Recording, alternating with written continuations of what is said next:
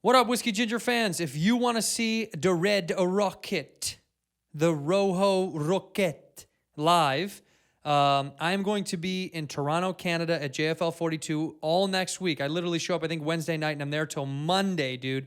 18th to the 23rd. Go on andrewsantino.com to get tickets or go to JFL 42. I'm one of the 42.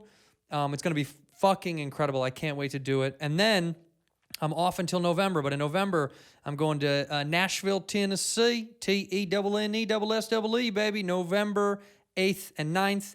Then I'm in Cobbs in San Francisco, the 15th and the 16th of November. Then I'm in Indianapolis, the 21st, 22nd, 23rd. And then I am going to be at the BREA Improv in BREA, California, December 6th and the 7th. I also forgot, sorry, one more date, Huntsville, Alabama. One exclusive show I'm doing on the 10th in Huntsville. I've never been to Alabama, baby. So we'll find out how that goes. So 8, 9, Nashville, 10, taking a little trip down to Huntsville, Alabama. Go to andrewsantino.com for all the tickets. We are releasing a ton of new dates in January, February, and March. I'm going to be doing Chicago, Detroit. I'm going to be in Ohio, Portland, Philly, Boston. I'm doing everything in the new year. But for now, those are the dates. Go to andrewsantino.com and enjoy the episode, baby. This episode of Whiskey Ginger is brought to you by Buffalo Trace. Buff Trace, the only bourbon with balls. You know I'm a big fan of Buffalo Trace, man. They are a fiercely independent, family-owned company. They never compromise. They one time got a medical license during Prohibition to make sure people that were feeling sick, you know, the Irish flu, that they got their medicine. Papa's medicine. It's what I keep here in my beautiful decanter for my guests. I love Buffalo Trace. I've talked about them endlessly. I'm a big fan of Blanton's and Eagle Rare, including their OG Souse Buffalo Trace Straight Kentucky Bourbon Whiskey, baby. This stuff is delicious. 45% alcohol, aged in barrels for 8 years. The regular juice. The other stuff is aged a little bit longer, a little bit crisper, but this is the bang for your buck is in this bottle for a Buffalo Trace. I really love it. Harlan Wheatley's the master distiller over there. And I sat down with him and talked for a while and took a tour of the distillery in Kentucky. And it was excellent. It was a wonderful, eye-opening experience to one of the oldest distilleries in the world. And it was wonderful, man. I love Buffalo Trace. I can't speak enough good about them. As far as bourbon companies go, they are their own machine. They don't bow down to some big corporate dog that tells them what to do. They kind of make their own waves. That's why I like them, including their little niche products like Pappy. And they're really doing it, man. I'm a big proponent of Buffalo Trace. So grab yourself a glass, put some Trace up in there, and enjoy the episode. In here, we pour whisk, whisk, whisk, whisk, whisk. You were that creature in the ginger beard. Sturdy and ginger. Like vampires, the ginger gene is a curse. Gingers are beautiful. You owe me $5 for the whiskey and $75 for the horse. Gingers? Oh, hell no. This whiskey is excellent. Ginger. I like gingers. Welcome back to Whiskey Ginger. My guest today is one of my favorite people on earth. I say that for all my guests, but I mean it once again today. It's Fleccas, baby. How are you, man? Good. Good. Thanks for being here. We've never met. This is the first time. 5 minutes ago we met. I love that. You came in and you peed, and you didn't flush, which is an interesting move, but, you know, whatever, dude. You do what you do. I get it. Good for the smells. I think it's important to me to feel comfortable right when I get here. Aromatics. Yeah. I get it. Okay, so I want to explain to the audience a bunch of different things before I even get started, because we don't know each other at all. I know you through YouTube. If you will link all that stuff, but go to Fleccas Talks is a YouTube show that you have, and correct me if I'm wrong about anything.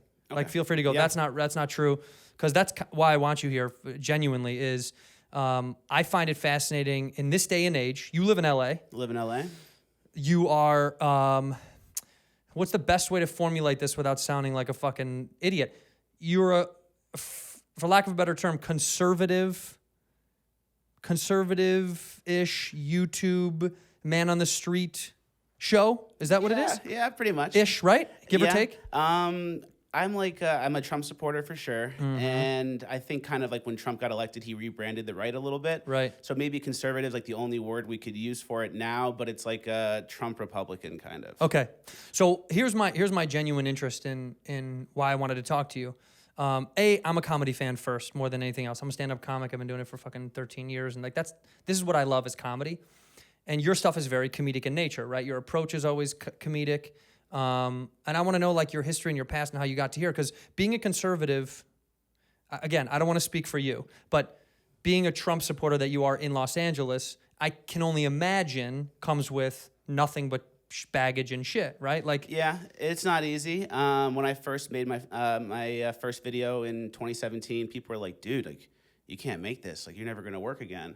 And I moved out here like 5 years ago to be a comedian, writer, showrunner. Like, I had no idea what I wanted to be, but I knew I wanted to be something creative in LA. And I was sending my scripts around, getting all the meetings I could. I wrote a musical, comedy musical, John Benet Ramsey the musical. It's hilarious. But then no one really, I never really had any opportunities. And then I was into politics a little bit. Like before this, like I was an Obama supporter in college. I graduated college 2012, so I saw him get elected basically twice. And I was an Obama supporter, hope change, first black president. I'm like, cool, this is our guy. And I kind of realized with Trump that I never really understood politics policy-wise and what's actually going on. I was participating more in like identity politics and like just being like, oh yeah, like, the way he sounds great and he really cares about the people. I'm voting for that guy. And it's like, you got to kind of look into it more than that. So that's kind of how I got into politics. I used to work in like finance in New York. I had a Wall Street job. what? Where are you from originally? Long Island originally. Okay, so a New York guy, born and raised. Where'd you go to school? Where'd you go to college? I went to Dartmouth. I played football there. Very, very good school. good What school. would you play? Center. Judging by your size, Offensive you were a line. kicker. Yeah, exactly. I was the field. They just ran around me. Yeah. I was offensive lineman my whole life. I'm one of 3 boys. We all played college football. I had Shit. a very strict mom growing up. She told us we can only go to Duke, Stanford, or the Ivy League, or we're not going to go to college. Wow. And did you come from some money, or was it like we'll pay for it, or you got to get a scholarship? It was get a scholarship, but we'll pay for it too. It was probably like upper middle class. Like my parents are like my mom's parents are immigrants, came from nothing, and she had worked her way up in finance herself. My dad kind of came from nothing, was like painting houses when he was younger, and got into finance too. So When you say immigrants, where are they from? so on my mom's side, it's from Italy and Sicily. On my Okay. dad's side, it's from England, and then England again, but from Poland originally. Are either of your parents born outside of the United States, or no? No. They're both born in here. Do you know what flag that is over there? Croatia? That's a Sicilian flag, my friend. That's Sicilian? Yeah, I'm Sicilian. Oh, hell yeah. Santino. Very nice. Yes, my Never father- crossed the Sicilians. No, don't fuck. We don't fuck around. It's a tiny little island, dude. We'll kill you. We'll kill you. No one's gonna come find us down there. So New York. Then you got out of college after playing football. Pro wasn't a thing. Pro right? wasn't a thing. So then you went right into finance. Right into finance. Downtown, in the heart of it all. Yeah. That's fucking. Where'd you live when you were living in New York? West Village. Ooh, fun. Yeah, I spent all my money on rent. Yeah, I was just gonna say, yeah, it's absurd. Yeah, it's absurd. There were times where I have like a direct deposit at midnight on Friday morning or Thursday late night or whatever you want to look at it. And I would be at a bar sometimes with like not enough money to close my tab on Thursday at like 10 p.m. and I'd have to wait 2 hours until the direct deposit hit so I could close my tab and go home. That's like Wolf of Wall Street shit. It was really a fun time. I'd be entertaining clients. I'm like, let's do another round. They're like, Yeah. I don't want to get out of here. I'm like, well, let's stay another hour. Did you get into the coke game a little bit? Did you do coke? Not really. No. No. It was around though. It's heavy, right? Very heavy. In the night, I got in the nightclub scene a little bit. I had an older brother, and we were going into the best clubs in New York like every week, and best tables. It was really like a fun time. Fuck yeah. And so then you were like, fuck this, I'm moving to LA. Now, at this point in your life, were you were still, I guess, again, terms, but were you still a Democrat? Or when you were living in New York, you were kind of under the Democrat umbrella or whatever you want to call it? Democrat. I didn't follow the politics though. I just always thought like, oh, politics is so much. Like once you open that Pandora's box, like you have to follow it every day. It is kind of true though. You are deep. You have to be deep inside of it if you want to have to continue be. it. If you want to have intellectual conversations about it, I find that anybody that's a part of it has to be constantly digging inside of it. Like it's a never-ending research. It turns life into research. Like you have to keep doing it. Otherwise you don't know what the fuck you're talking about. Exactly. Exactly. So I was one of the people that didn't know what they were talking about. But I was like, oh yeah, like politics, it's like the racist versus the not racist. Like I'm not an old, rich, white Christian guy who's racist, so I'm a Democrat. I'm like for the people. Like I really had no idea what I was talking about. Never looked into it. You kind of follow the terms that's getting pushed around right now, where they say like, if you are a Republican, you're automatically a racist, right? Exactly. That was kind of the terminology that even more now it's in the zeitgeist of society. People are like, Republicans are racist. It's interesting. I want to finish your story and then I'll give you my whole side because so keep going. So then you moved here and everything changed? I was in my I was in a promotion meeting at City Group was where I worked. I was in a promotion meeting to go to associate. Would have been a nice pay increase too. And I said, hey, I'm actually going to move to LA. I want to be a comedian. I want to leave. And I was going to give you guys 2 weeks. And they started laughing. So I was like, all right, pretty funny so far. Yeah, landed it. Yeah. And then they're like, what are you doing? You're crazy. You're the only person leaving except for the kid going to Harvard Business School. Like, there's no reason to do this. That makes no sense. You can't turn this down. No one has a job right now. And I was just like, no, I'm doing it. And then I wrote, so basically they were like, all right, you're voluntarily leaving. You're going to get $0 to $5,000 as your final bonus because you're leaving the company. And I was like, that's fine. I understand. And I actually wrote a really nice email to everyone in the company, like obnoxiously everyone in the company. There's like 100,000 people that work at City. And I wrote like pretty much to every group, all in the United States, the CEO, everyone. And I wrote a nice letter about like the experience I had, what I learned, how it was so great friends, want to do something more creative, hope you understand. And then I'm pretty sure that had something to do with it because I got a big bonus from that. I got like $45,000 when I left. Damn. So so that was kind of like their way of saying good luck. Yeah, exactly. That was like a nice way. Exactly. See, banks can be okay. Yeah. That's so you took that money, you moved out here, and it's been 5 years now. And for people that don't know, which is a lot of people, 2 things I should say.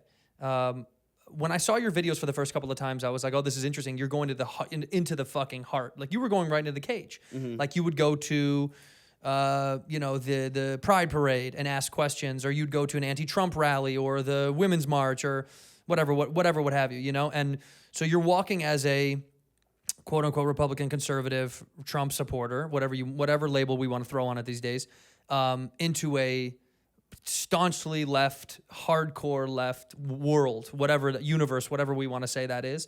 And from my perspective, all I saw you do was you kind of are questioning people's motives / beliefs / reasoning, I guess. It's less that you're preaching that you want people to love Trump and more that you're interested in knowing why they hate him so much, which is a reason that I'm interested in you. And I was like, I want, like, I'm not a big Trump fan. He's not my shit. But I have a multitude of reasons, you know what I mean? This is a diatribe I don't want to fucking get into for the longest time. But also, I come from a Midwest conservative background, so I have a lot of conservatism as my family, and I see both sides of the coin. You know, for me, it's unfortunate to be labeled a libertarian or whatever you want to call it, but I feel like I'm somewhere in the middle. I don't associate with either the party. whole country is, basically. Yeah, I think that's that most people don't really. All we hear about on the news is hardcore left and hardcore right? As if nobody else exists. I find myself somewhere balanced in the middle where I see a lot of good in some things that liberal agendas push out, and I see a lot of bad in it as well, and vice versa. I see a lot of good in conservative agendas and a lot of bad in certain areas, right? So I love what you did, and I love what you do because politics isn't my game. I'm a fucking stand-up, and that's, I talk shit about me and my world, and I don't really get into politics, but what you do is take comedy to kind of a world of false seriousness. I mean, everyone's taking themselves serious at these things, and then you talk to them, and you're like, oh, you don't know what you're talking about. Yeah. It's fascinating. So is that the impetus for the spoon? The wooden spoon? The wooden spoon. You'll appreciate this too, because you have some Italian background, but I have an Italian mom. Yeah. And she used to threaten me with the spoon. Beat the shit out of us with the fucking spoon. That's what you did. I have to say threaten because she's like, you can't tell everyone I used to hit you with the spoon. I'll say, my parents beat the shit out of me. I'll say it. My mom knows. There's no hiding. My dad's hand, first of all, I don't know why dad's hands are the size of baseball mitts, but I would get murked on the back of my fucking head, and it would shake your core. Like, I would get hit so hard that, like, your toes would hurt. Do you know what I mean? Oh, like, yeah. oh, fuck. Yeah. Anyway. It made you a good guy for it. Yes. The spoon. So the spoon taught you lessons. And also the thing is, I think right now everyone thinks that the media has to come from the top down, and it's basically getting, like, pissed on us from CNN, MSNBC, Fox. Like, the establishment media on both sides is trying to convince everyone that we're all far left, we're all far right, we're all Nazis, we're all socialist open border psychos. Right. And realistically, like you, pretty much people are in the middle, like, yeah, there's some truth to both sides, and like that's why my recent videos I've been trying to do Trump's not that bad.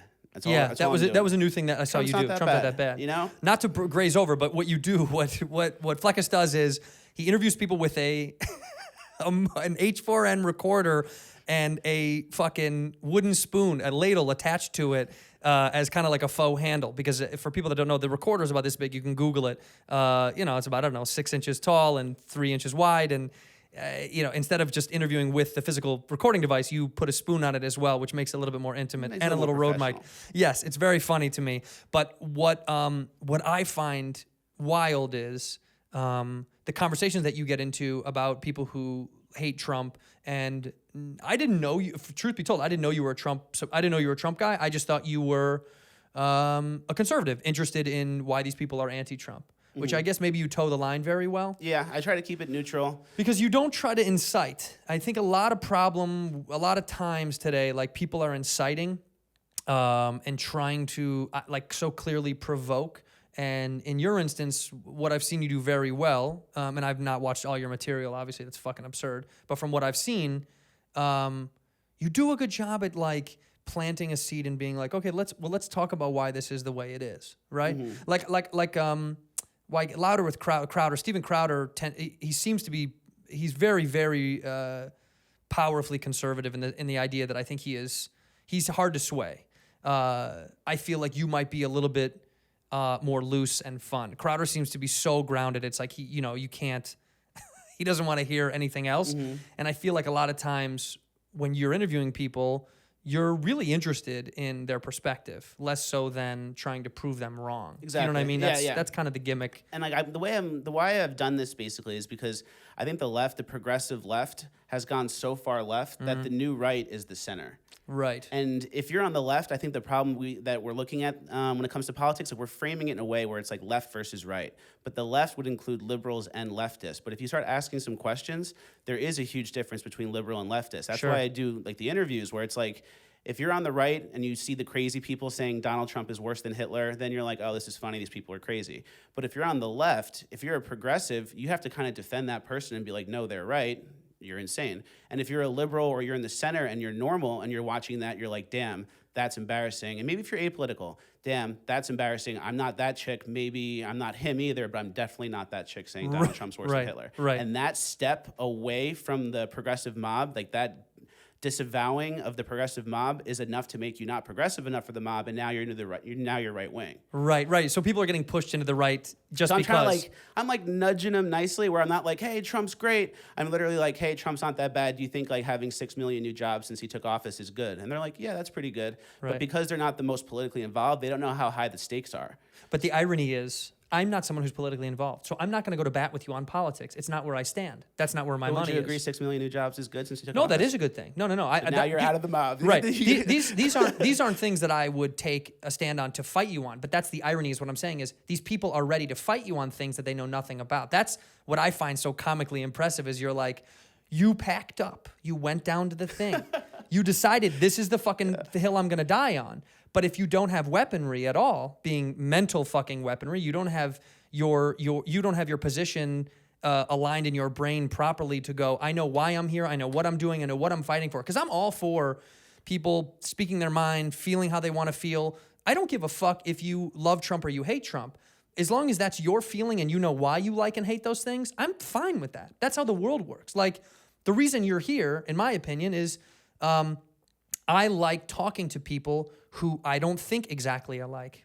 Otherwise, what a boring fucking world. I'm trying to prove that, like, people can sit in the same room that don't have identical belief systems and still have conversation. And that's what's so fucking annoying to me is, like, it's becoming now, I sit in the room with you, Santino's a fucking Nazi, conservative. It never used to be this way. No, it used to be people had conversation. Agree, disagree, see you next Thanksgiving. Now it's like, oh, the cousins don't come over anymore. It's crazy. We don't talk to them. They stay in Nebraska. It's just one of those things where, like, I didn't grow up that way because in the Midwest, in Chicago, there are a fuckload of Democrats and there's a fuckload of Republicans, okay? And I grew up with a lot of both. I grew up with a lot of union workers and cops, construction workers is one side of my family, a little bit more conservative is another side. So, and by the way, a lot of the fucking blue guys that I know, they're conservative anyway. It's just there's a public Democratic viewpoint of them because you work for the city or you're, you know what I mean? Or you're a laborer, so you have this blue thing behind you, the unions.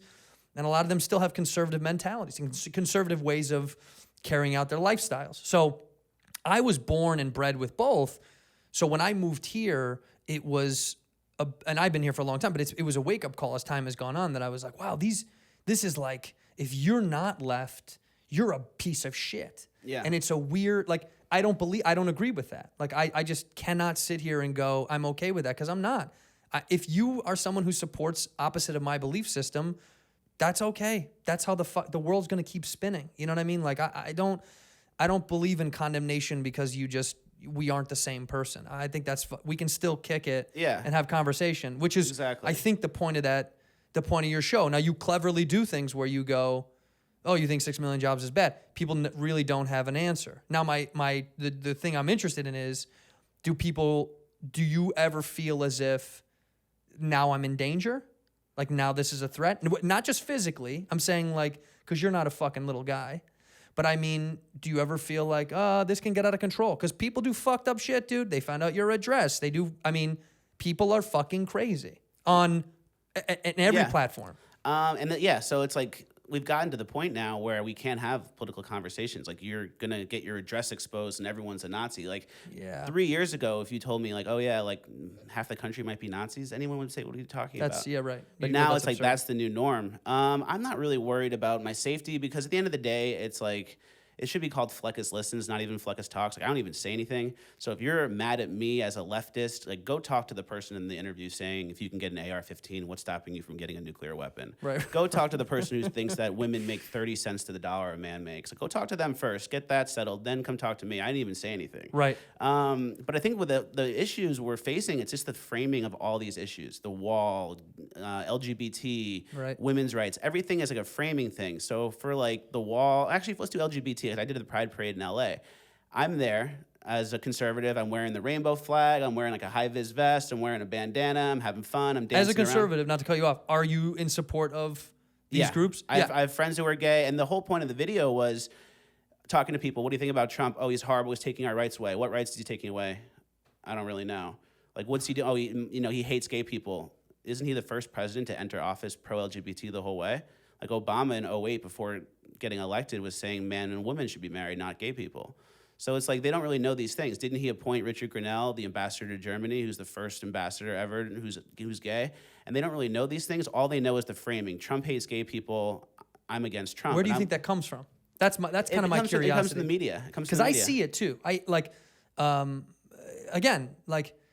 This is something that I want to get to in a second with you about it, because I feel like we might still agree on things like that. Like, I've never heard Trump be like, the gays are fucking, we gotta fucking get rid of. I've never heard that. He held a rainbow flag that said LGBT for Trump, and he held it up. But there's this rhetoric that's pushed around, and there's a lot of false narrative all over the place, by the way. On lefties do it, righties do it just as bad. It's just, I'm interested to know where those kind of things come from, because I'm like, that's odd. I'm a person who fucking reads. I like not books. My fans know I joke about that. I can't finish a fucking book, but I'll read a ton of shit online, and I get a little confused when I'm like, well, where is this Trump hating gays thing come from? Not that I'm saying it's not real. I don't know. But then when you read into it, you're like, who manufactured this idea? Who was that good at marketing that someone's a fucking genius. They're like, he hates gays, and then it just like fucking spread like fire. Yeah, because I never heard it. With all Mexicans are rapists. It's the same thing. Right. Remember, like, it's the same conversation. They take a little thing out of context, or they leave something out, like they lie by omission, and then it becomes repeated and repeated and repeated, and then it's just the new norm. Like, I talk to people all the time, and they're like, oh. And I have some friends who are Mexican American. They like Trump, and they're like, how can you like that guy? Like, he said all Mexicans are rapists. It's like, read the fucking transcript, right. dude. Well, there's a lot of Mexicans that love Trump, oddly enough. I mean, that people don't really know that. That's the thing that a lot of people don't really understand. There's a lot of Mexican Americans that live here in Southern California specifically that are massive Trump supporters. It's an odd, but people don't know that because outside of our world, it's not spoken about. That's not talked about, you know? This is one thing I want to get your semi-agreeance on, you know, because I've talked to my family about it. More than anything, as a comedian, the thing that, like, I guess bugs me about Trump is his articulation is sometimes so poor that it's almost comical in nature to me, that I'm like, there's no way you think that's the right way to say that. Do you know what I mean? Like, I think, like, even if you like Trump, there are moments where even Trump supporters have to go, oh, why did you say it like that? Or why would you say that? I think he oftentimes will do things where the way he formulates what I know he's trying to say is either ill-prepared or unscripted, which is non-traditional for most presidents. And I think his improv skills aren't that dope. You know what I mean? Like he's just off not the cuff kinda he's like- not that good at improv is what I see all the time. And like that's not the only thing, but that's one of those things where I know even Trump supporters who are educated people, you know, those that know that even they get frustrated at that. Even they go, oh, fuck, dude, come on. I mean, there has to be more formulaic ways to deliver messages that feel more astute, more, you know, a little bit more prim, a little bit more tied up. Because it's kind of nice. Listen, at the end of the day, nobody wants to receive information from a high source that sounds, you know, inarticulate. It just feels disingenuous. It's like, I wait, get what you're do saying. you not care? Yeah. But at the same time, there's been plenty of presidents in the past that are the most presidential, and they deliver the message, and they cry Sure. at the right time, and they give some powerful things, and they go like this, and you really believe them. Yeah. And, you know, we elected this guy to kind of go in there and be a wrecking ball. I agree there are times where maybe he says things that are it's like, he probably shouldn't have worded it like that. But a lot of times he says things that aren't worded properly. People jump all over it. They actually do the research, and then they're like basically siding with him. Right. Like, for example, Colin Kaepernick taking a knee. He's like, oh, that, you know, throw that son of a bitch out of there, or whatever he said. People are like, oh, that's racist. He hates black people, this, that, then. And it's like, well, he knows deep down 75% of the country doesn't want, you know, people to be protesting during the national anthem. So he knows he has that in his back pocket, that people agree with him. Maybe he didn't word it right, but now everyone's watching, and they're watching their news, right or left. And if they're on the left and they agree that people shouldn't be kneeling, they're watching their news saying like, oh, Trump's racist. This is all racism. He's allowed to kneel. It's good to kneel. And they're kind of like, I don't really agree with that. Right. Do you think, okay, so this brings me to an excellent question. I'm curious to know if you think perhaps sometimes he himself doesn't believe these things, but he knows that it's party affiliated or it is a strategic move, right? Like, let's even say that Trump does agree with protesting and he's okay with it. But do you think there are times like that when he goes, well, this is kind of more strategy. It's smart that I know that the majority of the country is heavy military, is pro, you know, these things that have kind of been embedded in our culture. And do you think he sometimes does that for his angle? Because he's a politician just as much as he says he's not. You know what I'm saying? He 100% does things to plant seeds, to stir the pot, and to be kind of outrageous sometimes to get people talking about things. 100%. I don't think he shares any views that are like anti-American. So at his base, it's like, is he a Republican? Is he a Democrat? He's kind of like a rebrand middle of both. Right. I don't think he's either. He's not. I think he is a. First of all, I think like anybody who runs for office, I think you're an egomaniacal, crazy person. I think everybody that runs for office is out of their mind. I think to get to that point, you have to be so power hungry at every level that I think at some point you are doing it for, you know, a wonderful growth benefit of your own kind of personal ego and attainment. Like, you know, I like to think that some presidents or some politicians are like, I'm doing this because I really care. But I think for the most part, all these motherfuckers, it is a powerful thing to be a powerful person. And there's a lot of strength that comes along with that. There's a lot of financial gain. Like, I think all these people are the same. I've always felt that way. No matter if it was a lefty or a righty, I was always like, this human did this, perhaps at one point because they feel like they're trying to make change, whatever the fuck you want to call it. But at the end of the day, I think there's a lot of perks with power. Yeah, I think he probably does have an ego, but I do think as well, like his goal is to go down in history as the best president ever. Right, that's what I'm So saying. it's like, I'm cool with that. That's Like, ego driven. That's what I mean, Yeah, though. yeah. That is inherently being like, I'm the best. I Yeah. mean, Michael fucking Jordan was the best basketball player, in my opinion, in the history of the game. He's an ego fucking maniac. He's egomaniacal. He sacrificed everything to get what he wanted. I think people that are at those positions tend to kind of share these similarities. You have to be ruthless. You have to be a little rude. A lot of times they're, you know, brash and they're not careful. Do you know what I mean? You are what you are because you know that's what it takes to kind of become this thing larger than those around you. So I think he shares these things. Whether or not he agrees with some of the shit he says, I think he's clever enough to know it's going to work in the benefit. Do you know what I mean? I think he knows positioning. I think he understands that. And I think there is an aspect of ego for sure, but look who he was running against. Hillary Clinton versus Donald Trump. They both have the ego. They both want to be the powerful person. Who would be acting in America's best interest out of the two?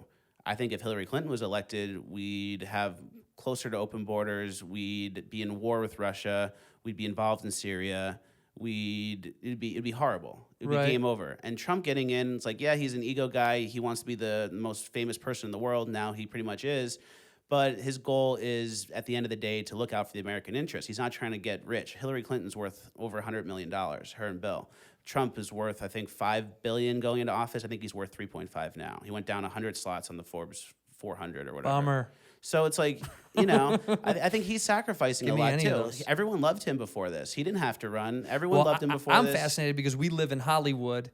And Hollywood, they were best friends with that cat, dude. So many major power players. Oh, they loved him. The rappers loved him. Everyone loved him. And well, I think a lot of rappers still do like him, by the way. I think there's a lot of people that are on a big public forum that do love him, but they can't publicly love him. I mean, there's a lot of names that, I'm not allowed to name because it's not my business. I'm gonna say how I view him and I feel, but I'm not gonna go around calling out people. But there's plenty of fucking phony Democrats in this game that pretend that they're leftists, but behind closed doors, they're not. They're liars. I mean, and they're not allowed to come out because it'll prevent them from getting a job. You know what I'm saying? Like it hinders you in this game if you're anything aligned with Trump. And I know that there's a lot of big, powerful people in this business that are vehemently Trump supporters, but they're not allowed to be, which I think that's my biggest issue with what's happening now. Is like you're not allowed to be. How do you think it plays out? I completely agree with you, and I think that's good because I think the left and the right, however you want to label it, are now in like two ships, and the left ship is going down.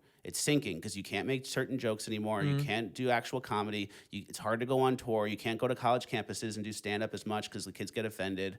So it's like, I think the left is like shrinking in what they're allowed to say, what they're allowed to do, who they're allowed to associate with. And the right is kind of becoming like, and we're not even the right, just anywhere but the far left is becoming like, yeah, you can say that. Like, we like Dave Chappelle, like that kind of thing. So I'll give you I'll give you the devil's advocate to that. Like, as a touring comedian, comedy's the richest it's ever been right now. The richest as far as involvement and fans. So that, I don't know if that's true. I know what you're saying is the left is becoming more restrictive, but that it's such an extreme minority of what we're talking about. Are you doing tours, self-booking, or are you going to are you going to just comedy clubs? Well, I don't do colleges. I do theaters and comedy clubs. They're all your fans buying your tickets. Yes, and a lot of times there are people that are interested in seeing a new show. Okay. But for the most part, yeah, I sell tickets to my fans that want to come out, that have a good time and fuck around and talk shit. And I like to eat the left and I like to eat the right. I mean, I talk shit about everybody. My goal is to kind of dismantle our societal norms, the things that we find fucking okay that I think are bananas, that I just think are stupid. Cool. Me too. And that's kind of my goal, is to just shit on everybody. And I do a pretty good job of shitting on everybody. So no one's going to win at my show. Do you know what I mean? Like, I'm never going to get a chant afterwards that's like, fuck me or pro. You know what I mean? It's just, I'm going to shit on you no matter what you are, because I think everyone's a bozo for the most part. So in comedy now, I think the real truth is an extremely small minority of critics and not even gatekeepers, just media manipulators are getting tighter and more restrictive, like the people that fucking said what they said about Chappelle's special. But when you look at it from a national scale, it's the polar opposite. More people are wanting to go to comedy shows than ever. Our numbers are through the roof. And I'm talking across the board. Every comic now is selling the most tickets because people want to get away from the nonsense. I think it's helping comedy because people are like, oh, I'm so tired of fucking this bullshit. I want to go laugh and just let it go. Because there's so much tension over, like, you think like this, you're a fucking Nazi. You think like that, you're a socialist piece of shit. I think people need relief. And what we're doing in comedy clubs is letting people fucking sit back and let us talk shit. Because my goal is to say whatever I want to say. You paid me to fucking be the guy to say the thing that you might be afraid to say. I'm going to say it. Like, I tell that in some of the jokes that I do about, like, you can't say this joke. Like, you go to your job on Monday, you're fucked. Yeah. But that's my whole goal, is to be the guy that gets to do that, which is why I think Chappelle is in the right in everything he said. If you don't like what he says, you didn't agree with what he said, turn it off, don't promote it, and move on. that's like anything else. Do you like Applebee's? Oh, I don't want to eat there. Then fucking don't eat there. Then go to another restaurant. There's a million restaurants. So I think the idea that the left is trying to shut down comedy, first of all, it'll never fucking happen. And I think that's an inflated idea because the real left, people that do technically that do have open minds, that are the real leftists, they want to hear fucking opposing opinions, you know? That used to be the real way. A leftist used to be, okay, well, let me hear all the sides. Let me have an open mind to something, you know? Let me try to feel this new age thing.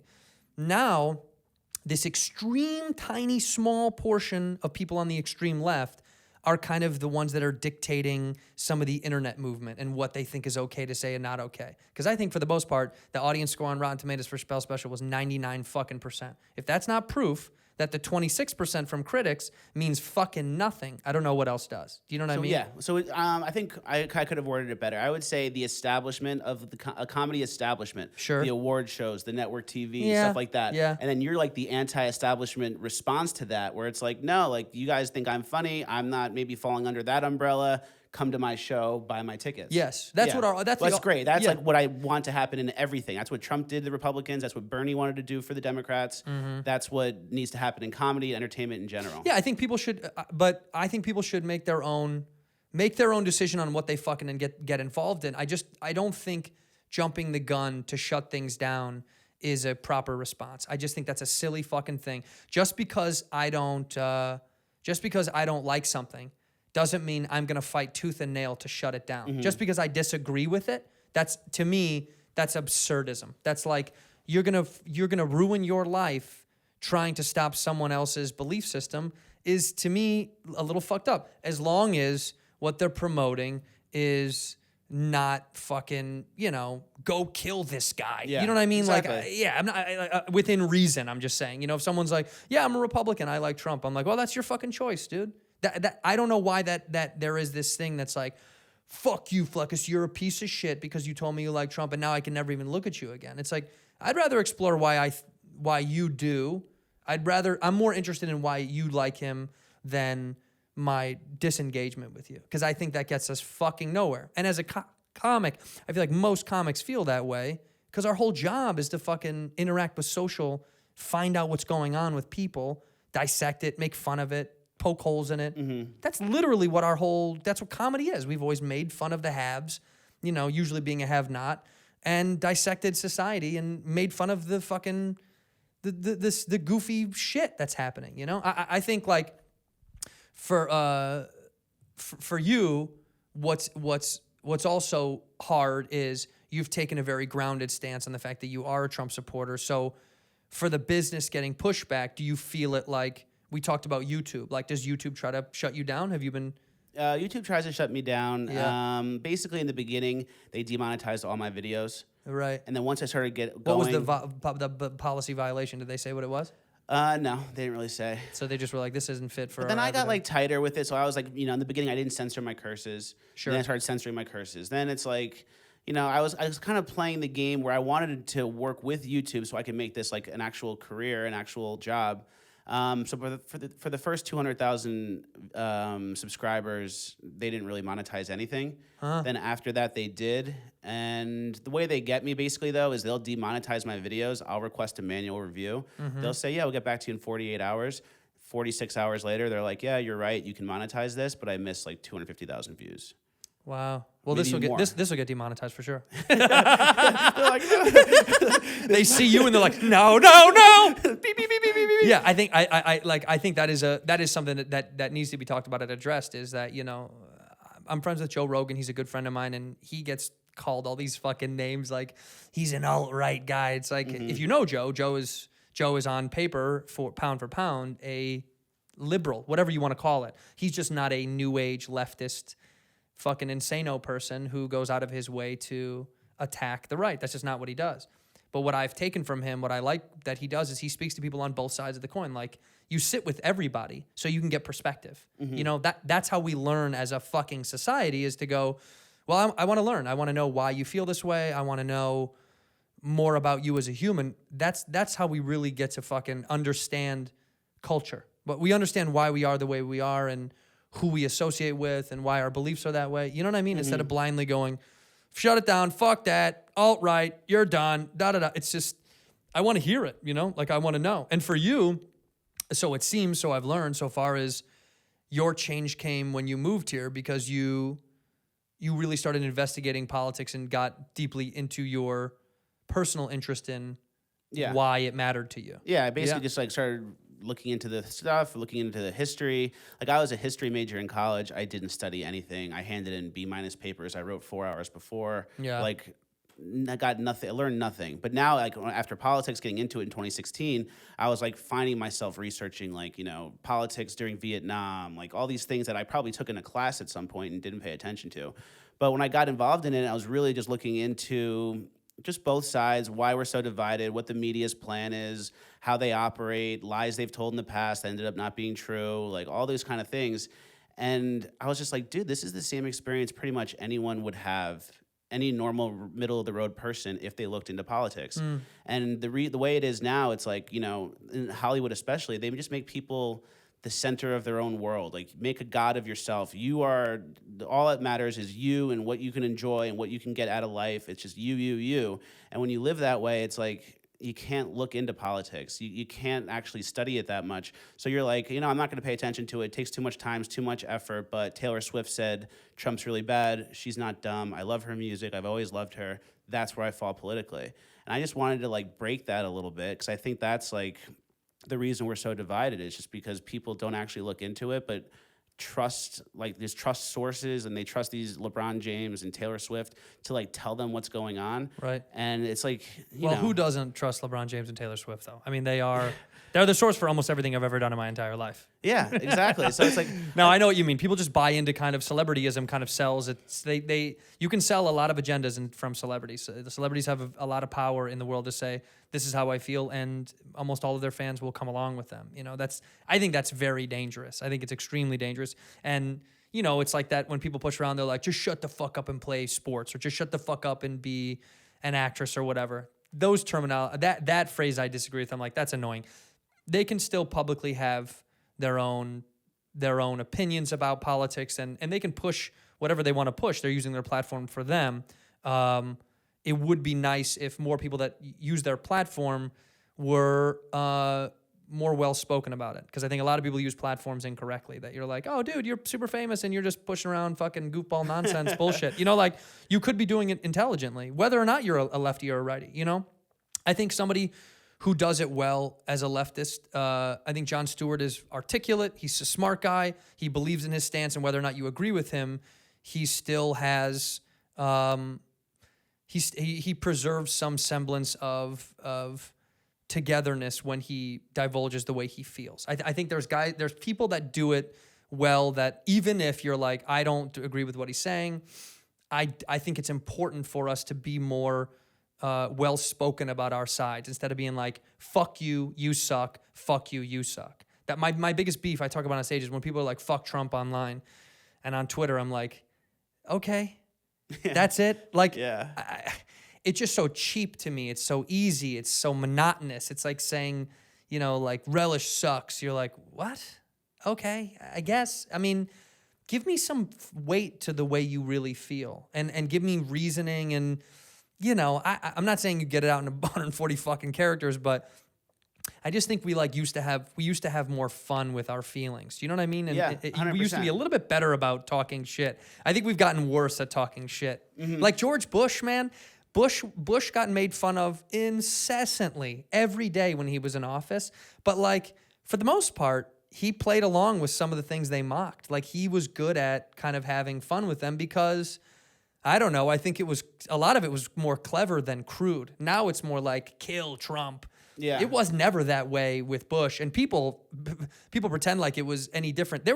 People hated George Bush. There was lefties fucking loathed George Bush. He was the enemy of the state. People couldn't stand him.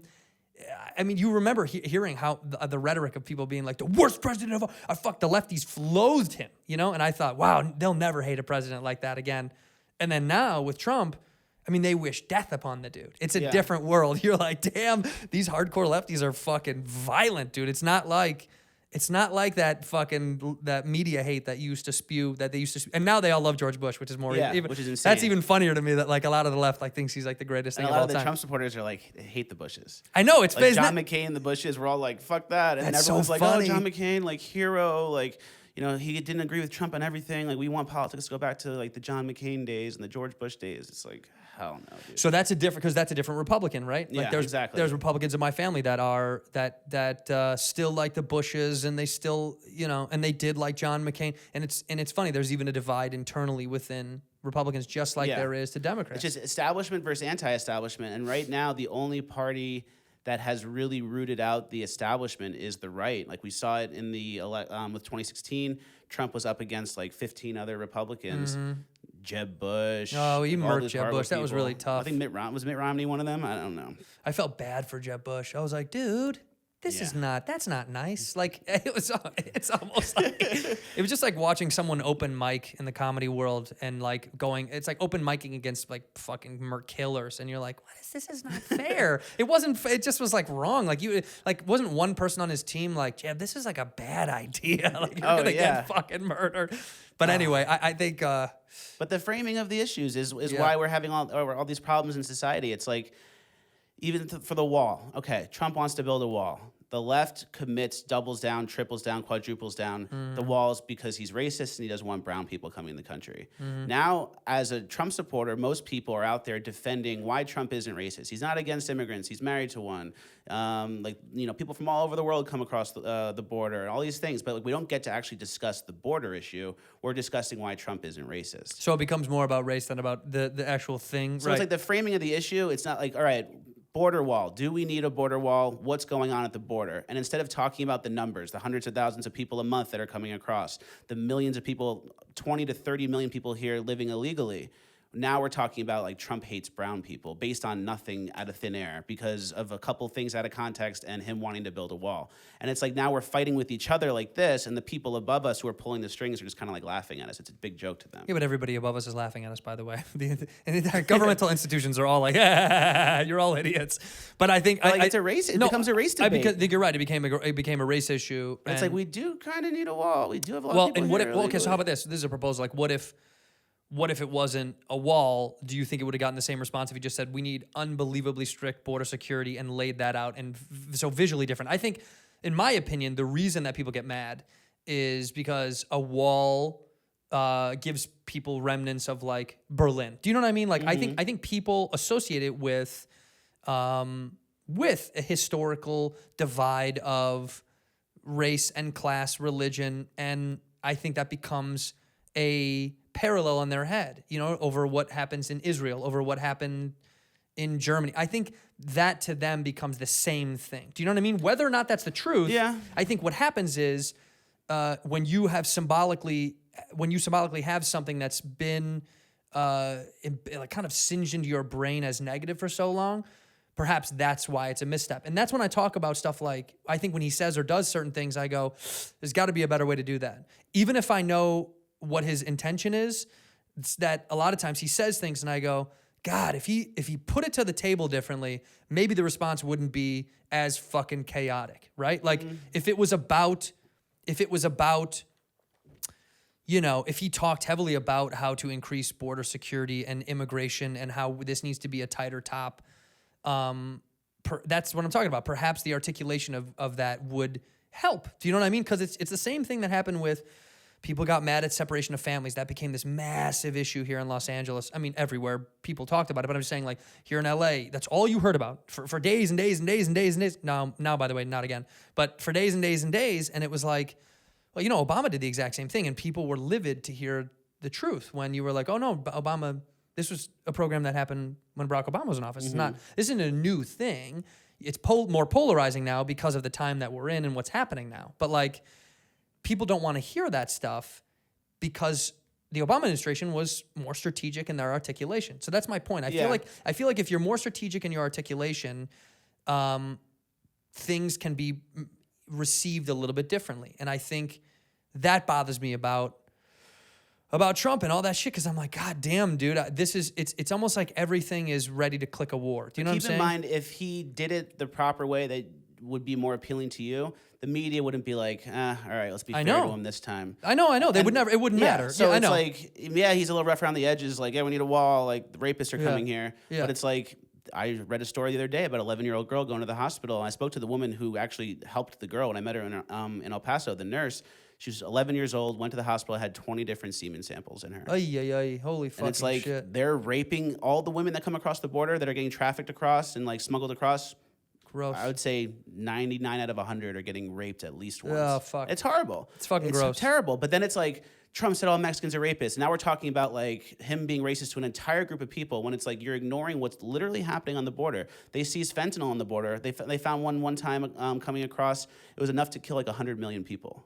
Enough fentanyl. And fentanyl, it's like a couple grains of sand Yeah, worth they, would kill they you. put it in heroin, And right? they just have blocks of it. Jesus. So, Right, I'm that's- with you. Like, Yeah. I wish he did maybe articulate some things better, but at the same time, I don't really care. Like, because the media knows that people have, like you said before, those feelings of what a wall means, Nazi Germany, all these things. It works. And they just feed on that. Yeah, They're it like, works. oh, Trump wants to build a wall, and you know how he's like a Nazi. It makes sense. It's a dog whistle to the alt-right, which like barely even exists, the alt-right.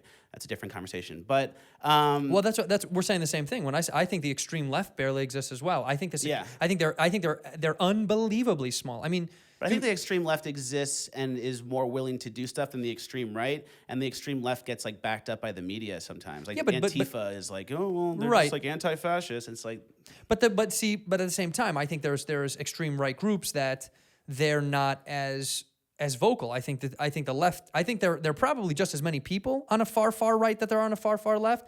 I think you hear a lot more far left because the media kind of is able to exploit, expose, and promote this. Whether or not it's CNN or Fox News or any of these fucking places, they all love. Dude, they're all clickbaits. You know what I Yeah. mean? This is all clickbait. At the end of the day, 24-hour news cycle basically ruined the news. because even this, I'm gonna write on this video.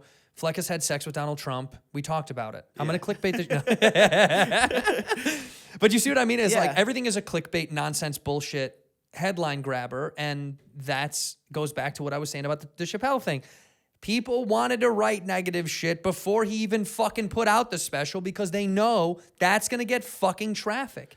You're gonna get traffic when you say Chappelle is a homophobe. Chappelle is transphobic.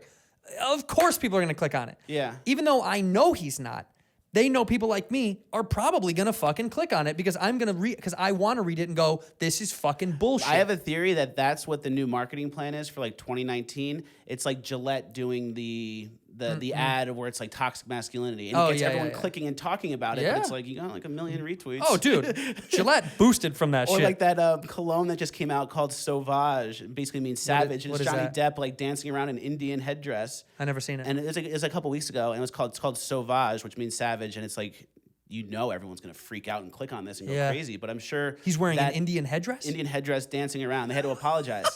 And it's Johnny Depp. And like I'm sure everyone went to it, but I'm sure that's what they wanted. They wanted the traffic. and Clickbait, it works. baby. And it's like the media has committed, like we said before, that Donald Trump's a Nazi, the wall's Nazi, whatever. And the problem is the politicians are being led by the media not the other way around. So now if you're a Democrat and they ask the question, if you cross the border, should it be criminalized?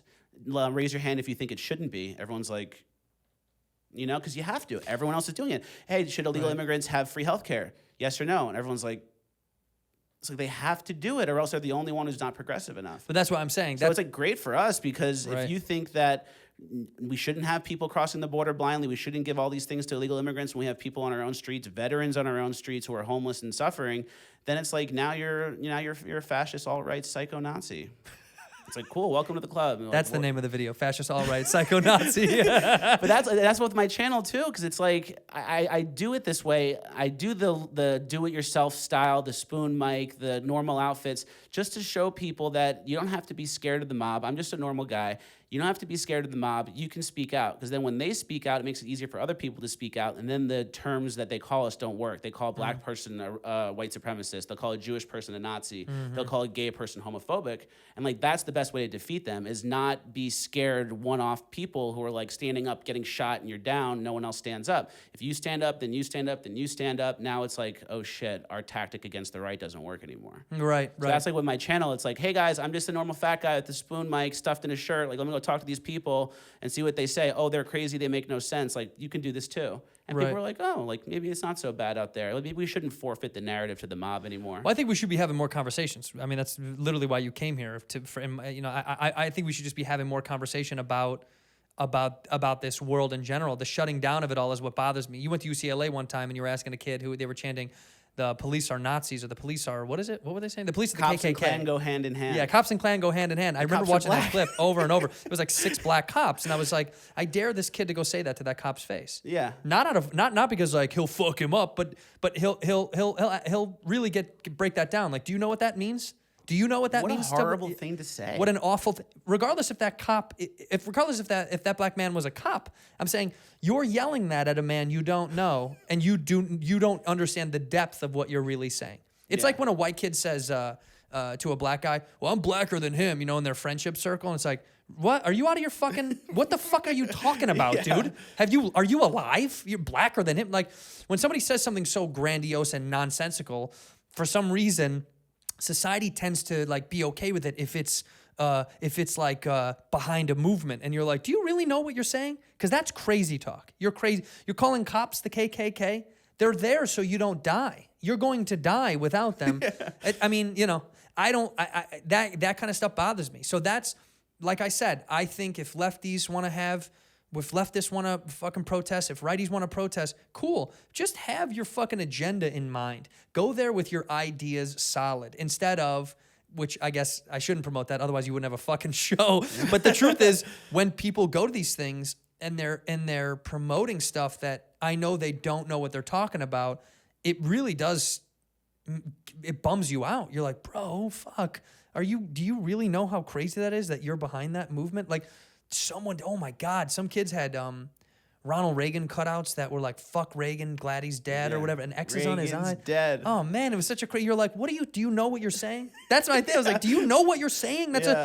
Even if you didn't like his presidency, what are you promoting? What is your idea of what this is? What are you really saying? And I think, like many times when there's moments of extremism, I say this in my stand-up, people don't know what they're really saying because you're so like, you're filled with fucking, all this anger and hate or excitement for whatever, that you kind of forget that you are not coming at it with the right ammunition.